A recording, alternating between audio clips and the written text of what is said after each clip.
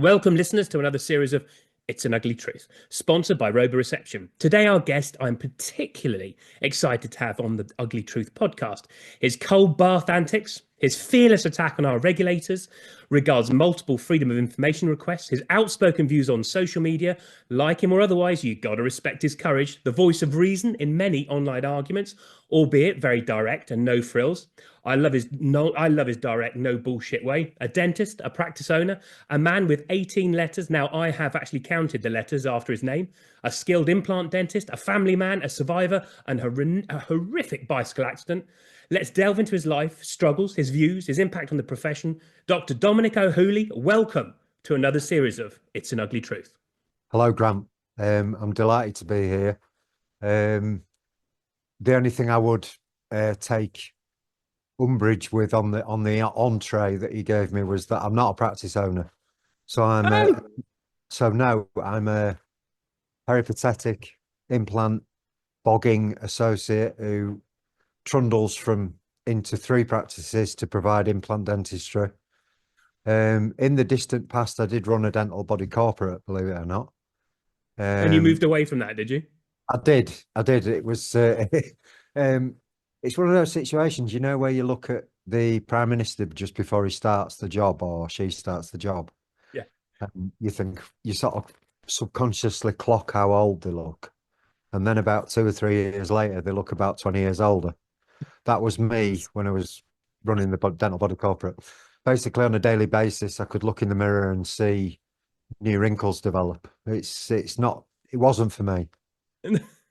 Well, do you know what? How bad I can get the due diligence wrong in the first sentence. But I sometimes like to start with a little story. So I talk a lot about the southwest, south of England. I live in the glorious Quantocks. I don't know whether you know it. You do a lot of cycling, so a lot of people do cycle. But I believe in a lot of trends come out from London, and I spoke a little bit about TIFF about the trends, and it was about how defensive dentistry, or the word defensive dentistry, entered into dentistry. Now down south, it was really strange because the word defensive dentistry. I thought was when you told a patient to piss off because you were being defensive because you didn't like them. Little did I realize suddenly everyone was being sued. The GDC was in a mess. And how I come around to talking about this story with you, the GDC is a massive beast, but you have taught me, one, that I get people very wrong. And I did get you very wrong. And two, that no one is above being answerable. And your fearless attack on the GDC for freedom of information. Now, to you, it may be like water off a duck's back, but the things that you are doing, I do not think I would have the courage to do. So really, when I look at you, I see a fearless Dominic and Goliath, the Goliath being the GDC, and two, how I can get people wrong. So I don't know whether you have a story, but I would love to hear about the bicycle accident or your freedom of information. I'm sure we'll be touching on those anyway. But is there a story that you'd like to talk about or discuss, or you can introduce yourself with that story? Well, you could. One thing you could do is you could sort of look at a preamble to why I've started looking in depth at the GDC. I mean, I don't know whether you're aware, but I've had 2 GDC issues myself over the years. The first one was when I was actually the clinical director of the body corporate. And unfortunately, what had happened was Boots Dental Care had decided to get out of dentistry. And they sold to a different company. And this new company looked at the books basically, and they said, well, that guy in Leeds is doing very well. We're going to ask him to not just run the Leeds practice. Let's see if he wants to do the whole shebang. So we took the 57 Boots practices and we consolidated them down to 35. And during time, there was a lot of staff churn for various reasons. And we had to use a lot of locum staff. So one of the things we found was, particularly in some of the more southern practices, is we had to engage the services of locum staff a lot. And we engaged the services of a foreign-born locum hygienist. And the regional manager took it on, basically a verbal guarantee that this person was registered with the GDC in the UK. And they were registered, but not as a hygienist. So due to vicarious liability, I got a GDC FTP case about that as the clinical director of the body corporate. because it was my job, even though I'd only just started in the role, it was my job to ensure that the policies and procedures were in place, Yeah. to ensure that not only were so anyway, that went on for 10 months and then it was dropped 4 weeks before it was going to have a hearing. And, And did that take anything out of you, or were you you know, worried, or have you are you quite fearless and it's not I'm like, not worried, it's going to be fine? nah, nah, it's not, it took a lot out of me. I always remember when I first heard it was happening, I was standing near the Houses of Parliament. I always remember this because when I heard it happen, when I heard it was happening, I looked across the road and I was tempted to just walk in front of a London bus. And it was a very, very acute reaction. I just had this acute reaction. I thought, oh, that's it, it's all over. And I was going to do it. No, well, I thought I was going to do it, and then came to my senses and realised that I just had to face it. But during that 10 months, it was awful. It How was far did it really go? Did awful. you have to speak did you go up and speak to anyone, or was it letters back and forward? It let us back and forward a lot of time speaking to the indemnifiers, and then it just got dropped. And as I say, when it got dropped, I was almost hysterical with glee that it Yeah. had been dropped. How can So then that with that, how can life turn into that when I don't know how I mean you're probably very similar to the amount of times you've done dentistry, but do you remember the regional yeah. dental officer? Oh yeah, of course, yeah. That was they used to come round, they used to criticize your work, used to go, well, you do better then, and I'm not doing it, and out the door. And then suddenly the GDC came along and almost took that over. And you had 10 months of it. I actually physically shit my pants when I had an investigation by the GDC. Actually physically shit my pants because I got so stressed. And I thought I had MS. I went I had to go to a consultant because I was shaking, I had tingling, and it was all down to the stress. Nightmare. Yeah, I But mean that didn't stop you though doing what you're doing now. So uh, how have you managed to turn that well, around to doing what you're doing now? well, it's a funny one because then I had a second one because the second one was due to self-prescribing antibiotics. So I've, you know, you may think for such a good-looking stallion as me, it'd be difficult to believe, but I do actually. I've always suffered from acne. I Mm. think it's because of the massive, massive, massive amounts of testosterone. But but I had a long-term prescription for antibiotics for adult acne, and when I was still working at this body corporate at the time, and I didn't have any time to go get this repeat prescription from the doctor, so therefore I just went and did my own private prescriptions for it, and went down to the pharmacy downstairs. Oh, and then I disciplined a member of staff who ended up leaving the company, and that member of staff flagged up to the GDC that I'd done prescriptions for myself. So that time I did actually have an FTP hearing in 2013, and it was for 3 days. So I was in London for 3 days in front of the GDC. Um, and when my indemnifiers first heard about this one, they said, well, we think you should seriously consider voluntary erasing yourself because it's very serious. Because you've not done it once, you've done it a few times over a period of time, and it shows a massive lack of insight that you've done that, and we think it's very serious. And I says, well, I can't believe that. I appreciate the fact that I've been a bit arrogant and I've done it, but I said, if you talk to 100 dentists and got them on a lie detector, most of them would have self-prescribed or prescribed for the family at some point. It just will have happened. So anyway, it ended up in the hearing, and I had an all-female panel, Now including that's a where the good looks and the testosterone, it worked for well, you. well. Interestingly, the chairwoman didn't smile once during 3 days, not even the glimmer of a smile, and that was despite me trying to do the full O'Hooley charm on her with all the glinting eyes and all the rest of it. Not a sausage. So I was fully expecting to get suspended, but I ended up getting a reprimand. And I don't know, after that, I kind of thought, well, here we go. But In a way, I deserved that. I was a bit arrogant and I shouldn't have done it, and I did it, and I've You know, I've got a slap on the wrist. Do you think But when another freedom of information letter comes on their desk, they sit there and think, oh, we should have erased him? maybe. I mean, I think the thing is that I, I started looking at them a little bit after that and thinking, you know, I feel there was a lot of energy spent, a lot of 3 days, all these people there Yeah, for that. It's a yeah, lot of money. I thought, you know, I'm sure there's people done a lot worse things than that, really. It was private prescriptions. I didn't defraud the NHS. I was paying for them. They were private. mm, It's only antibiotics, Christ, you know. But I just started thinking about about the GDC, and I started thinking, right, I just feel like just having a little bit more of a look here. And once I started looking, I started seeing stuff that I just couldn't really believe. And I thought I'm gonna actually use this process called freedom of information request to just see if I can get some more information. And when it started, I never thought I was going to end up having written, you know, I must have done about 65 now to the GDC. Some of them have been very interesting. Some of them have been um, deflected back by the GDC in such a way that I've ended up having to go all the way to the High Court to try and get an answer. I suppose the most famous one was regarding William Moy's email instructing or advising the council about ARF fees during the COVID crisis.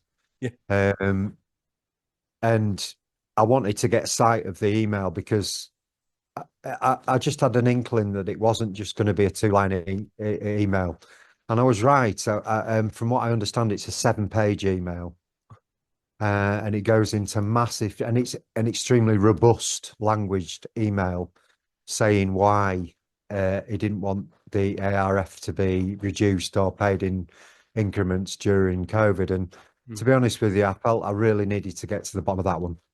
So when they declined my FOI, I went to the Information Commissioner's office, and they actually agreed with me, and they sent instructions to the GDC. You got to release this email. oh, So then the GDC appealed, and oh, they won their appeal in the lowest tribunal. So I took it to the upper tribunal, and I always remember going to Leeds to the upper tribunal in my suit and tie. And basically, the GDC engaged the services of a barrister. And so I was sitting in front of a judge at the upper tribunal.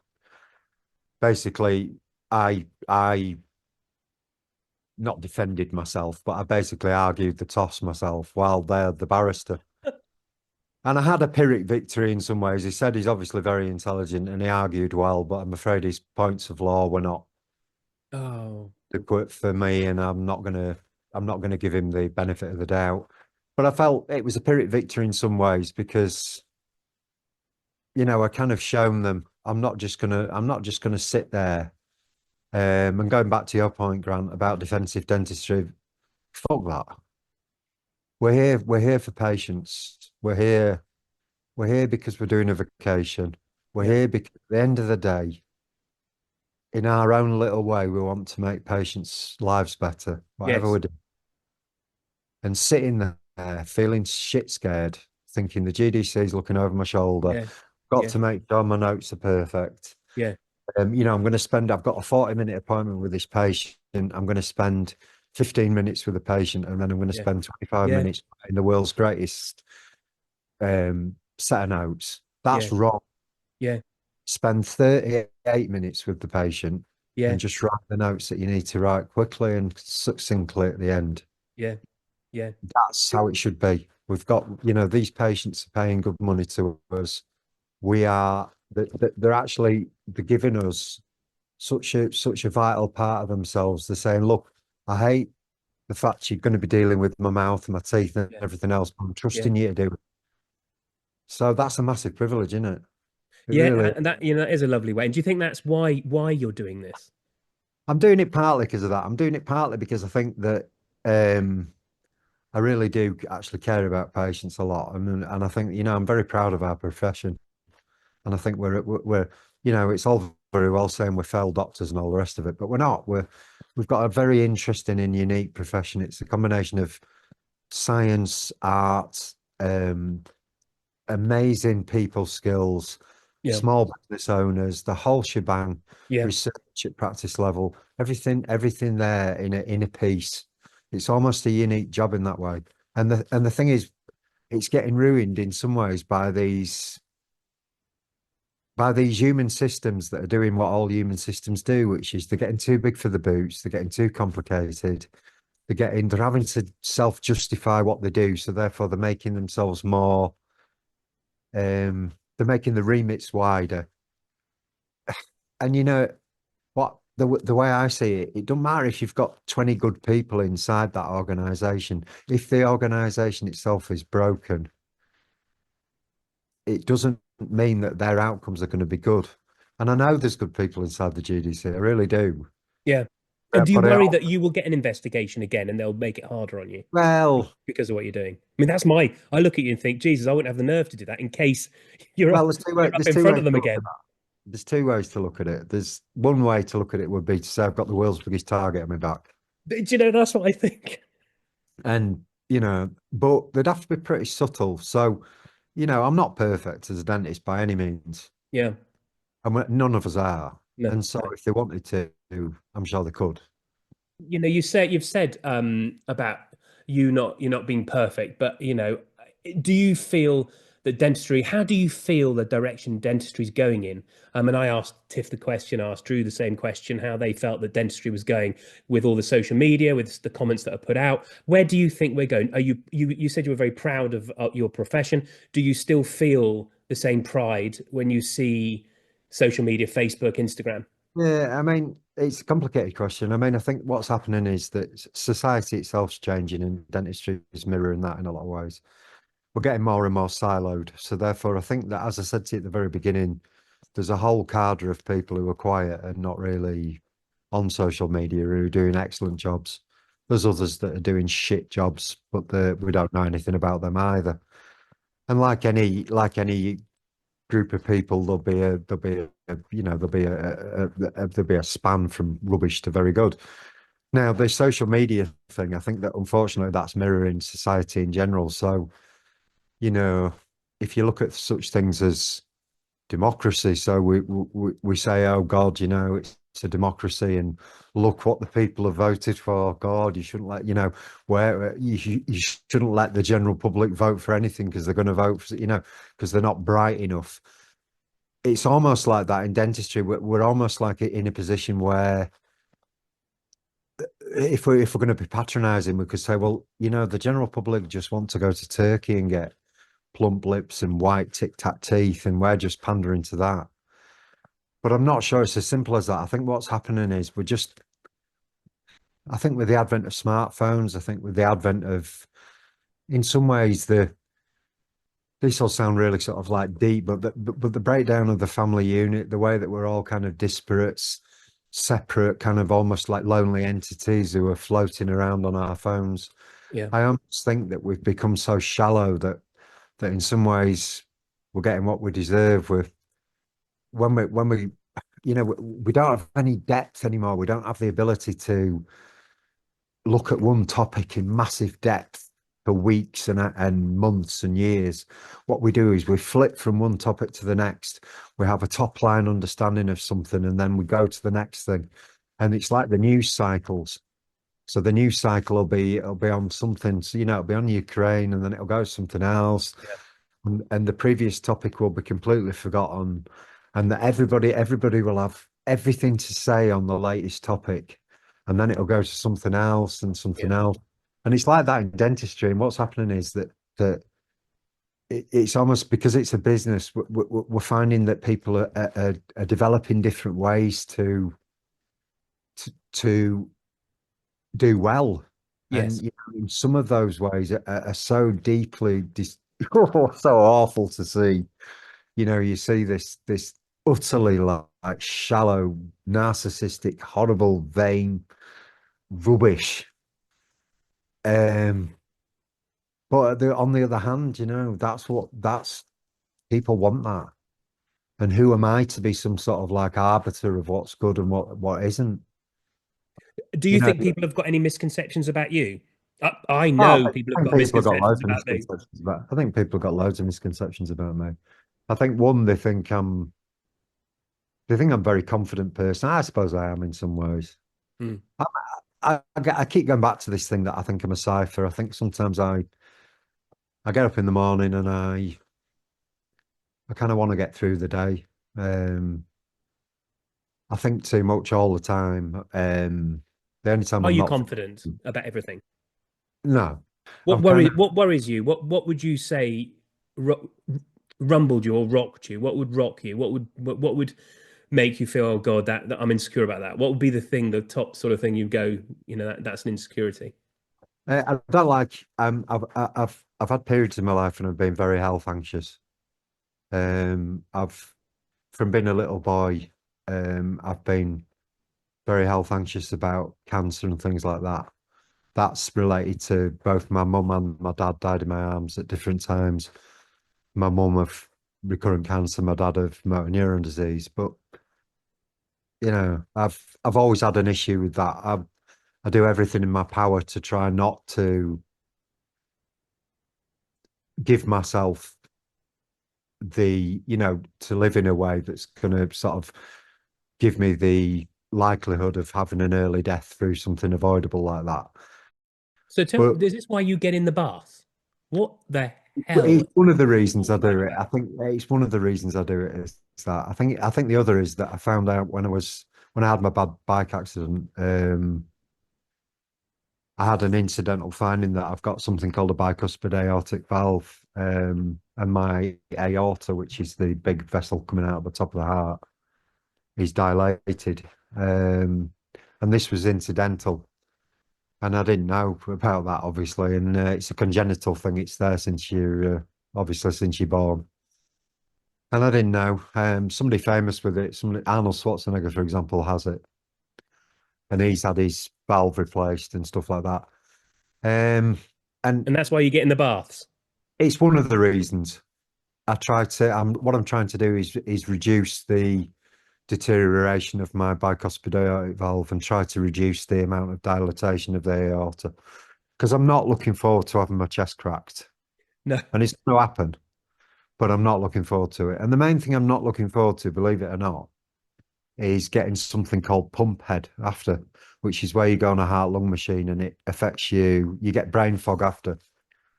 And I suppose the one thing I am most proud about, if I have to say I'm proud of anything, I think I'm quite bright, and I think I'm quite cognitively unusual and quite a sharp tack. And I think one of my biggest fears would be that that is taken from me, Yeah.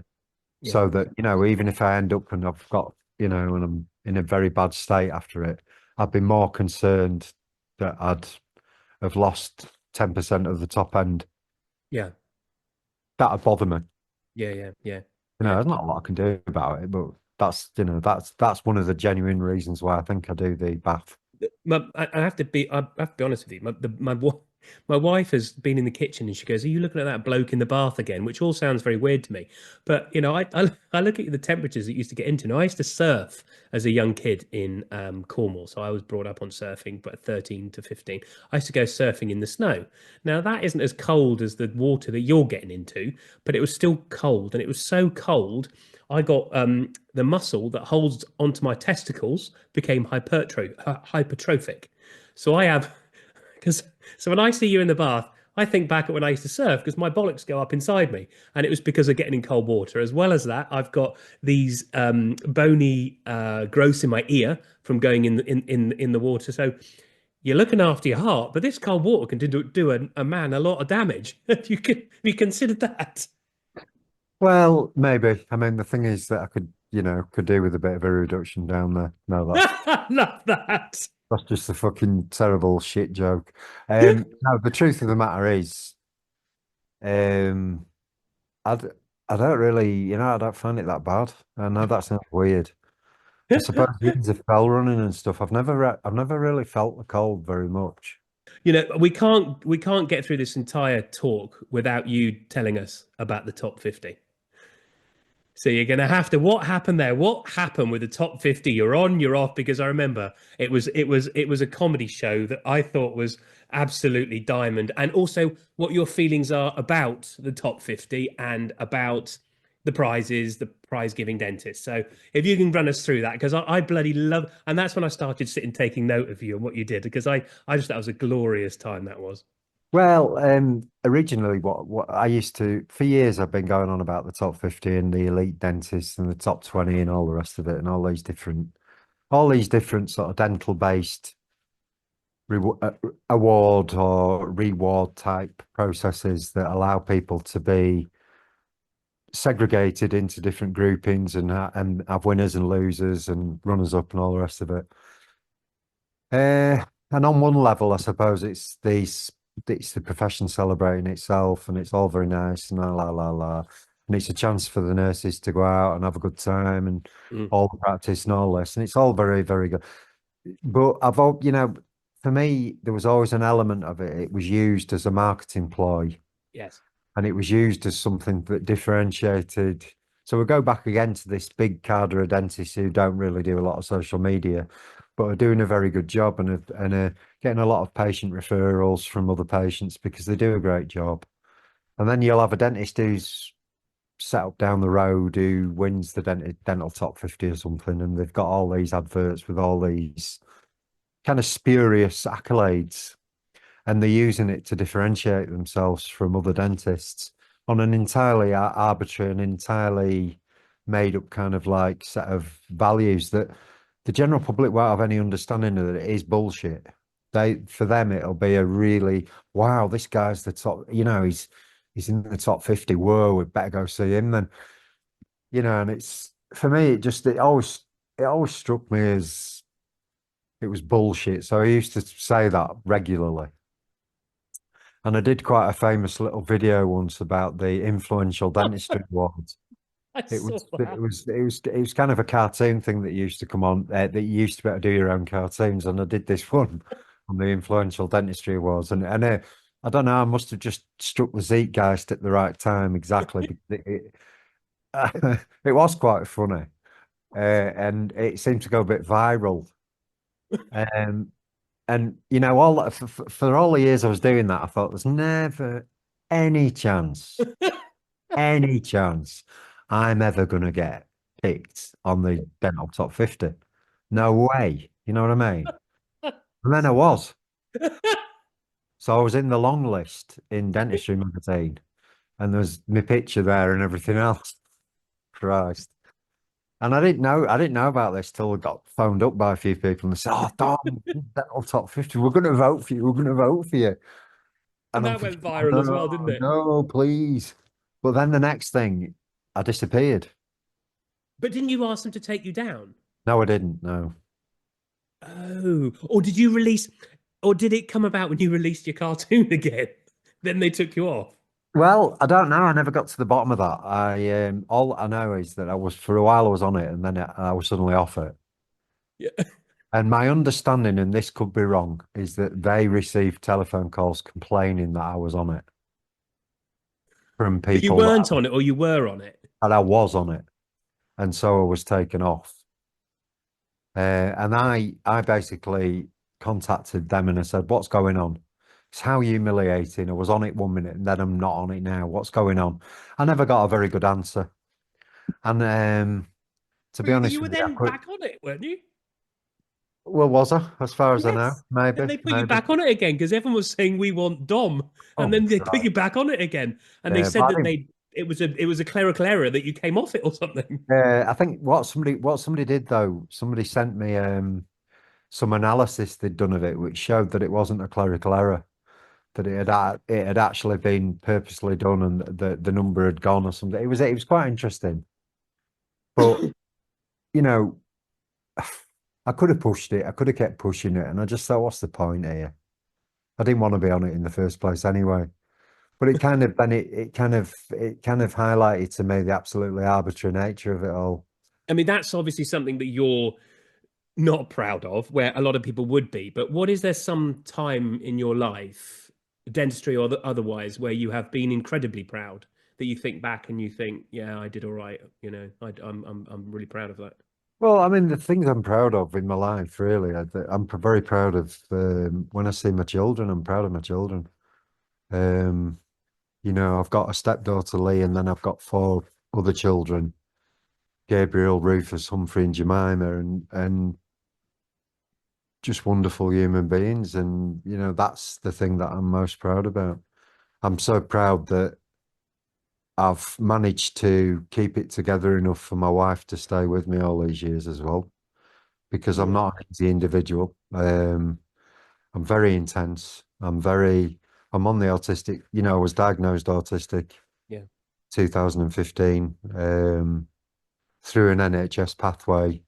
Took about 6 months to do. And that was at the behest of my wife and my sister, who'd said, you are autistic. You should go down a pathway because you're so anxious all the time. yeah, Perhaps if you get a diagnosis, at least you'll understand why you are like you are, because you're as mad as a Metax. You're completely odd. yeah, yeah. Or, me primary school teacher in infant two told my mum, she said, he's okay, he's Dominic, but he's very odd. He's a very odd boy. And Yes. it's followed me through my whole life. Yeah.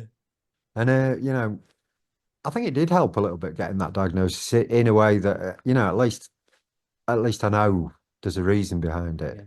Which does lead me on to a question I like to ask, and what's a challenge that you have faced and got over it, and what did you learn from that? So what's a challenge in life that you've really had to dig deep? I know we briefly mentioned about your bike accident. Would you say that was one of your biggest challenges? No, not really. The bike accident, it was a physical challenge. No, not really. What happened there? I don't know exactly what happened there. What was Well, the what what was happened? I was cycling to work on a Friday, so it's Friday the 13th of July, oh God, and I was typical. 2018, and I was cycling to one of the practices where I do implants, and it was a beautiful summer's day, and I was just cycling to work, going down a famous hill down to a crossroads called Hellfire Crossroads. It's famous because there's a lot of car accidents at it. And a truck was coming the other direction. It was an extended crafter van. It was a 10-ton sort of thing. And I was coming down at about 30 miles an hour. It was coming up at about 30 miles an hour, and it turned right into me head on. Oh God. So I was hit it head on. I got very severely injured. I got a broken neck, two bleeds on my brain, air in my anterior cranial vault. Lost 70% vision in my left eye. Um, the, the the the broken neck was unstable, so there was a chance of paralysis. My right forearm was degloved with multiple open compound fractures. My right index finger was ripped nearly clean off. My left wrist was had an explosive compound fractures with a lot of missing bone. And I almost bled to death at the roadside. So I was then airlifted to Leeds Major Trauma Centre, and I was in intensive care, followed by the high dependency ward for a couple of weeks. And then I had 9 months off work. And for 6 months of that 9 months, I had no real feeling in my left hand. Did you think it was over, you and dentistry? I did, yeah, because I'm left-handed. I mean, I work ambidextrously, but I'm mainly left-handed, and I didn't have any feeling in three fingers and thumb at all. So I thought, that's it, it's over. And then after about 6 months, I started to get the smallest bit of feeling back, and then it came back 100%. So I'm very lucky. Um, but no, that wasn't the biggest challenge. I think the biggest challenge I've had in my life is the endless masking, really. This may be a bit boring, but No, go I'll on. be honest, I could spend every day reading about rare earth metals and, you know, looking at advanced different, scientific papers. I could do stuff like that all the time. I like talking to people, but it's got to be on my own terms. Yeah. Make anybody laugh. I can make you think I'm the funniest guy in the room, but I get tired with it, and And yet it's a funny one because then when I'm on my own, I feel lonely. It's I'm a very, a very odd fish, really. But you found your outlet, haven't you? Whether it's reading the papers and stuff, and all, uh, and found your way of getting through. I mean, what advice would you give to the new dentists that are starting out in the profession? What advice do you think you'd give them now, and where do you see the new dentists getting it wrong? If they are getting it wrong, you may think that they're getting it very, very right, but I do feel with the guests I've had on, but they're quite worried about where we're heading. I'm worried about where we're heading. I think it depends really how you see it. If they want to do well with the younger generation who appear to be coming through, then a lot of those younger generation appear to want something different than what I think is valuable and what I can offer. So perhaps there's an element of they should continue on the paths that they're doing there, but there is another argument that says that there's a large quiet number of this younger generation who are not really like that. No. It's a little bit like us dentists, where there's those loud Harrys here, but then there's all these quiet people who are just getting on with it. And maybe a bit of advice for the younger generation would be to perhaps think about this again more like an apprenticeship, and about the fact that we don't know it all, and to try and accept the anxiety that you just cannot develop 10 to 12 to 15 years of experience and knowledge, and Yeah. the, the wiseness that comes with experience and failure and everything else. You can't fast track it. And so therefore you need to have patience, and you need to just accept that you're going to have failures. I think a second piece of advice would be to try not to be as frightened of the GDC, Oh, because so Dom, it's at so the end of- tough though. I need that. I need that advice, to be honest. I well, find it's it so true, because tough. the thing about the GDC is the GDC is a broken organization. It's got some good people within it, and many of them are actually thinking we're doing the best we can. But many of them, if you put them on a lie detector, would absolutely tell you, I'm working in a broken situation. This is broken. It's it's it's focusing on the wrong things. We've got too many layers of management. We've ended up with a situation where we've got too much staff turnover. Yeah. We're dealing with the wrong things. We're trying to appeal to the wrong people. Um, and I think the thing is, we've got to understand that they are broken. They're failing. Mm. They're not even meeting their own basic standards. And so therefore But we've got to, everything can be taken away, though. I think that's my biggest fear in life is things can be taken away. It's probably down to childhood. But I think that's the thing about the GDC I worry about is everything can be taken away in the blink of an eye and everything you've worked for. I that's think right. But the thing is that in some ways, having the slow burn of worrying about that all the time, it's it's like damaging. it's like you're having little spoonfuls of yourself taken away every hour of every day of Mm. your life. So the thing is that if you're working under fear, or you're working with this feeling that the GDC are on top of you and looking at you like Big Brother all the time, it's taking that little bit of joy away every single hour of every Yeah. single day of your life. Yeah. And we've only ever got one life. And then it's I think like, you've look, had two. You've had one more. yeah. You Well, survived the crash. I have. But the thing is, you know, you've got to think of it is that, so what if they do? I mean, the thing is, that's it.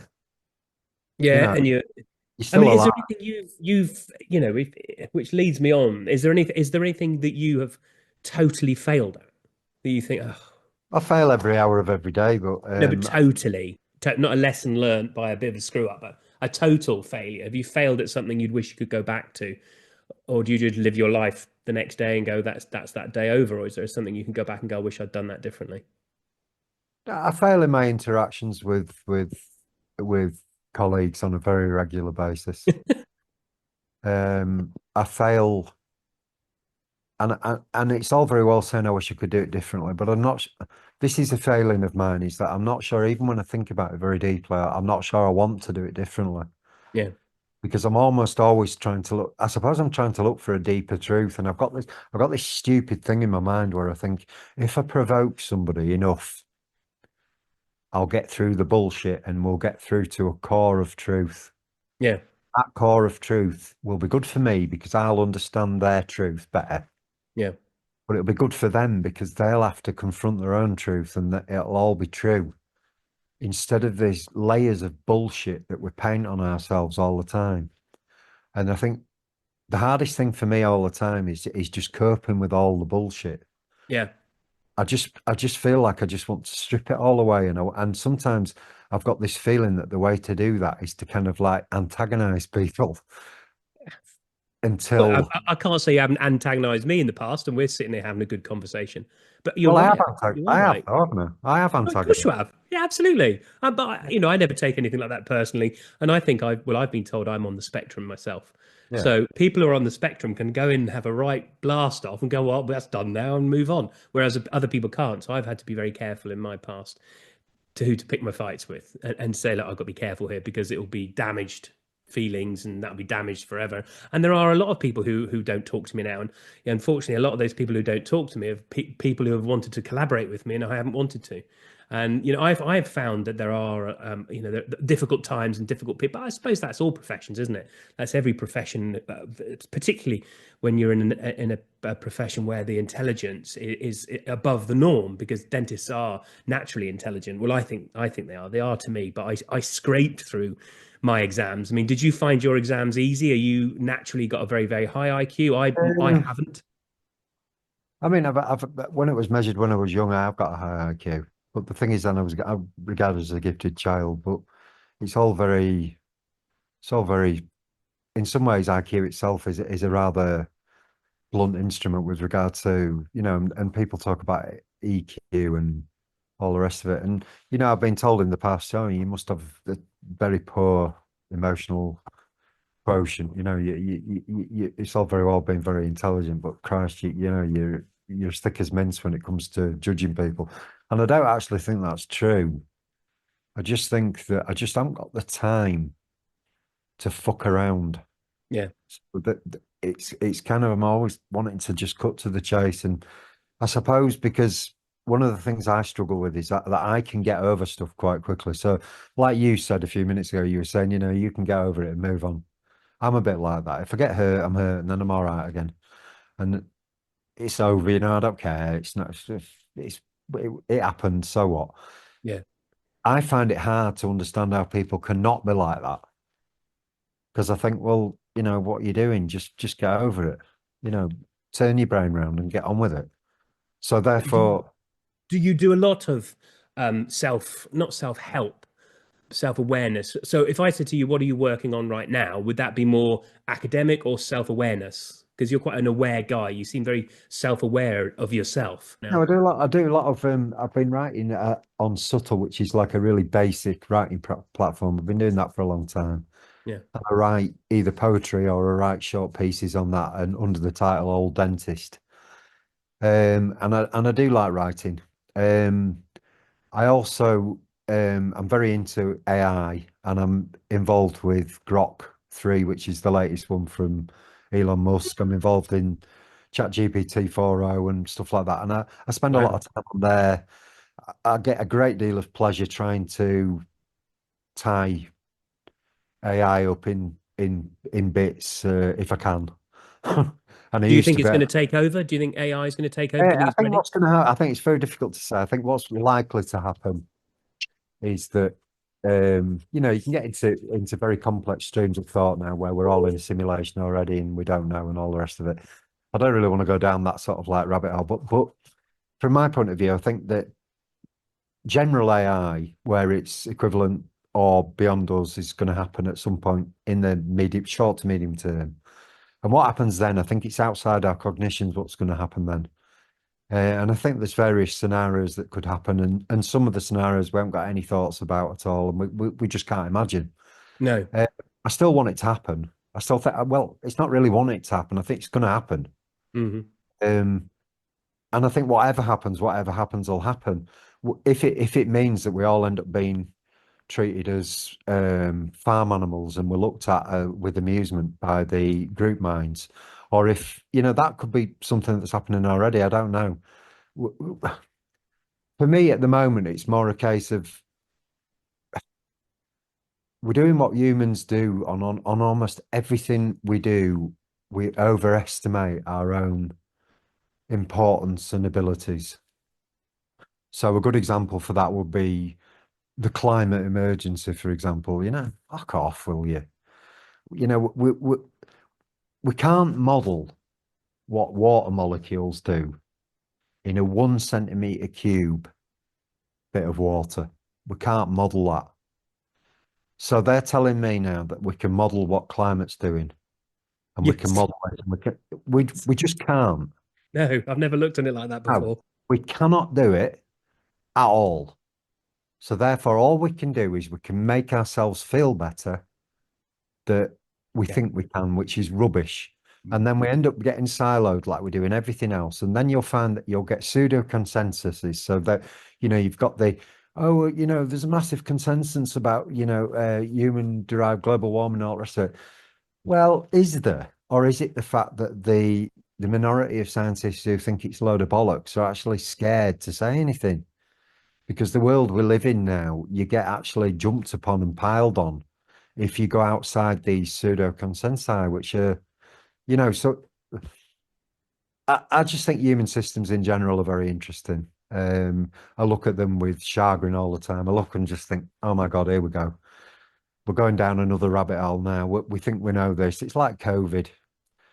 Just for so long, everybody, if you said, oh, well, obviously it was from a lab leak in Wuhan. Yeah. Of course it was from a fucking lab leak in Wuhan. They had a grade 3 viral lab doing gain of function experiments about 200 yards from the wet market in Wuhan. And that's where it started. And they were doing coronaviruses from bats. And it didn't come from a lab leak. Of course, it came from a lab leak. But you couldn't say that for so long because, again, we went down these, oh, honestly, How it did made, how did COVID affect you? Because you're out there, you're doing stuff, you like to be always busy. Did you find it a welcoming, well, I not quite welcoming, liked but it because it allowed me to do loads of research. yeah. It allowed me to the little narcissistic sides because I thought, well, I can do loads of research on this and get it out there. So I did that. Do you know someone who is a narcissist would never say they've got a narcissistic side? Did you know that? So it's unlikely Yeah. you're actually a narcissist. Yeah. I think that narcissist is the wrong word anyway, I think for me. I think it's more that I suppose there's an element of self-esteem's quite good, and I think I've got things that are useful to say. So therefore, and I've got an unusual way of delving and getting information quickly. So therefore, I thought I'll use it and I'll do it. And I went down some of the wrong rabbit holes, the same as everybody else did. I found some of the aspects of COVID very frustrating. All this stuff about fallow time, absolute crap that was being extolled by people. The way some of the dental body corporates were buying virus killers to try and differentiate themselves in the marketplace. Yeah, But yeah. just So again and again and again, it was all the bullshit coming through. I shaved my own head, which I thought was interesting when we had lockdown, and used wet razored it. And I realised how somebody who can be quite ugly to start with can be made 10 times uglier in about 10 minutes. I look like a psychopathic smarty. My wife, my wife, we really, I think, for a few minutes, hated me when she saw me. I look that bad. well, look, Uh, do you know what? I can't believe that. And that's 45 minutes that have gone in the blink of an eye, Dominic. I've really so enjoyed this chat, and I am really grateful. I do admire you for the courage that you have taken to fight, the GDC, and I think it does take courage, and it's not water off a duck's back. I think does, it does take great courage, and I'm just so glad I see you now, and I did get you wrong, and I'm glad that you've come on this, and I've thoroughly enjoyed it, and thank you for coming on. It's an ugly truth.